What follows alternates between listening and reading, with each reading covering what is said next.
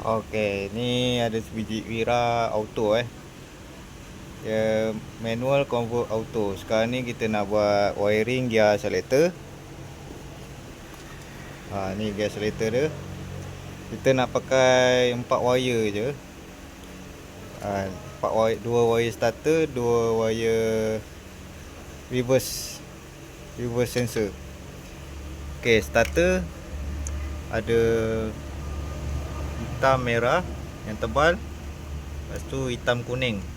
Ni dua ni starter dekat soket gear selector. Lepas tu ada 2 lagi wire, cari hijau dengan merah line biru. Ini reverse sensor, sambung dekat reverse sensor. Okey, kita tunjuk kat wire body ni wire starter. Wire starter dari kunci. Ni wire starter pergi starter. Okey, nanti yang hitam kuning ni dari soket sambung sini. Ni masuk soket. Lepas tu soket merah, hitam line merah pergi sini. Lepas tu reverse sensor ni. Dua ni, merah biru dengan hitam putih. Nanti sambung dengan 2 wire ni, hijau dengan merah biru. Merah biru pergi merah biru hijau ni pergi hitam putih ni.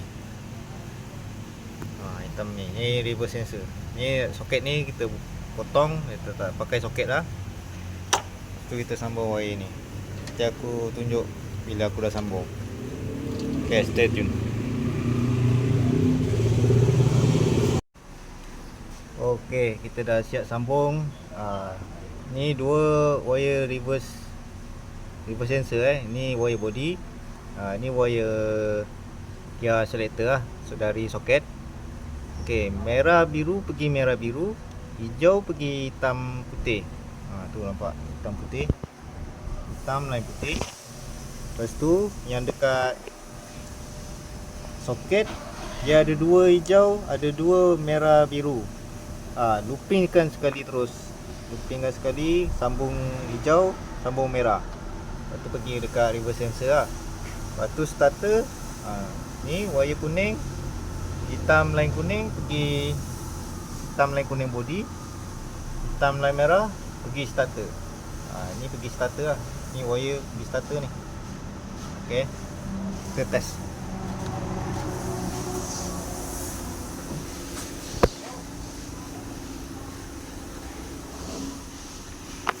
Kita test reverse dulu.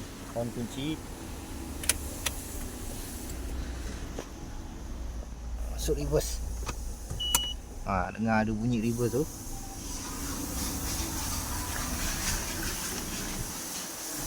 Okey, lampu dah nyala.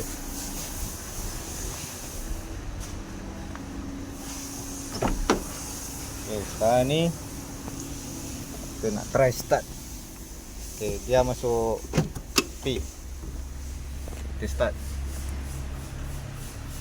Okey, hidup. Kita off. Kita on. Dia masuk arc. Dia masuk arc, kita try start. Okey, tak boleh. Tak boleh start Gear dekat arc. Okey, gear dekat N. Okey, kita start. Okey, boleh hidup. Okey, gear dekat D. Okey, kita dah start. Okey, tak boleh. Tu je lah dia punya wire sambungan dia.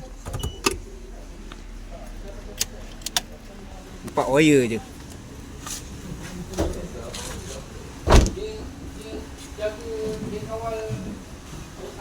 Okey, ikut 2 wire ni, hitam kuning, line kuning, hitam line merah, starter. Lepas tu 2 lagi, merah biru dengan hijau, reverse sensor. Okey, settle.